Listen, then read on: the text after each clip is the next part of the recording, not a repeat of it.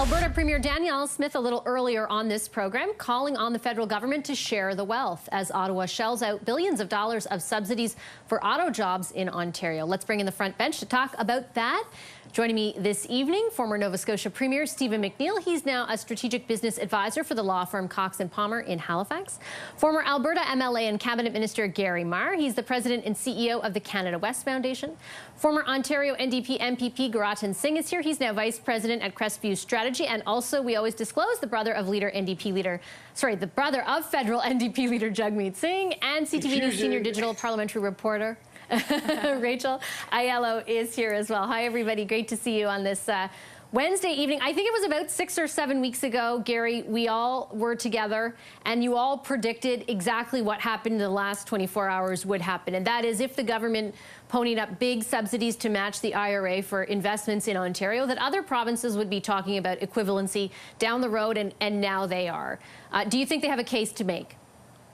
Well, I think that, Premier Smith was talking about it just coming off the heels of the Western Premiers Conference in British Columbia. And I think that if you heard what she said, I mean, she's actually got strong arguments to make that Canada and its premiers are all looking for sort of economic renewal and prosperity for the country, and that the resources are different from place to place throughout the entire country. And so Ontario's got its role to play in meeting cleaner standards for automobiles, but Alberta's got clean carbon capture and storage. Saskatchewan is obviously advocating for small modular nuclear. So the premiers in the 4 Western provinces made it clear, and I think Premier Smith made it very clear that that it makes sense to take advantage of the different resources that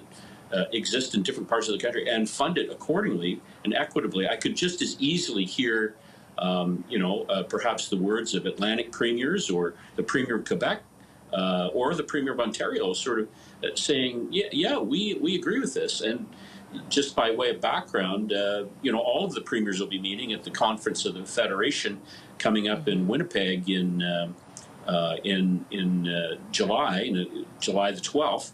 And so I expect that more of the same is going to be said from different premiers across the country, but along the same themes as what Premier Smith talked about. Yeah, I think Gary's absolutely right, Stephen. I would expect nothing less, especially kind of predicated on the idea that the government has now officially given Volkswagen $13 billion, but plans to also give Stellantis, and on a case-by-case basis, other automakers the same kind of thing to attract EV battery plants.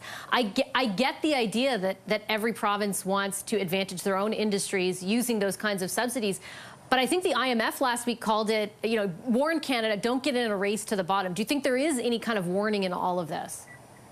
Well, absolutely. I think Gary's right. Every other premier is going to say me too. I don't think anyone's surprised by the fact that we're hearing that call from Western Canada.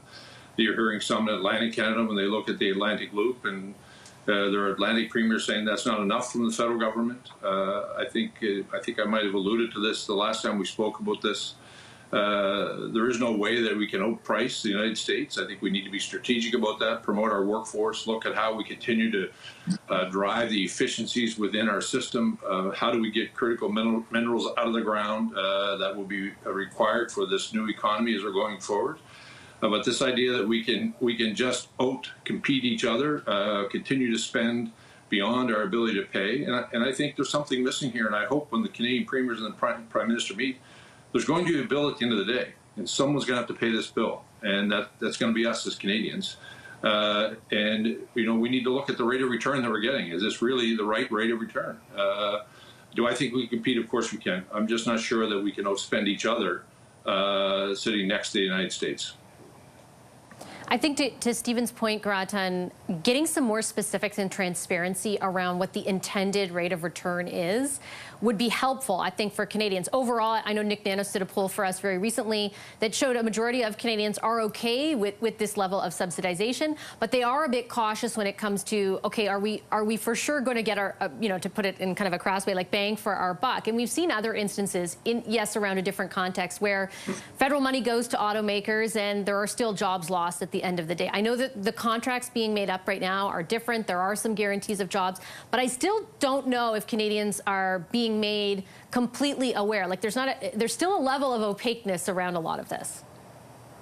I think you've actually really identified an important point, that we need to be clear on what these investments bring along with them. And I think when we talk about the federal government making these investments, we need to be really define the terms in which these kind of investments come along with. And I think some of these things are as follows. The government should be taking positions to make sure that these kinds of investments are coming alongside with good paying union jobs. I think we also need to make sure that these investments are going to be in that community for a substantially long time. This needs to be an investment that's going to result in, tens and 20s and 30s of years of that institution existing in that community. And of course, as we know the future holds, it needs to be connected to the sustainable future as well. And I think Canadians need to hear that. Rachel, are they hearing enough of it at this point? Well, I think the interesting thing going forward is going to be the federal government made it very clear when they announced this VW deal, pre-positioning that they were not going to be making equivalencies, as Danielle Smith is now asking for, in every province. This was kind of a one-off, big one, and they're going to be strategic and targeted, I think was the wording they were using.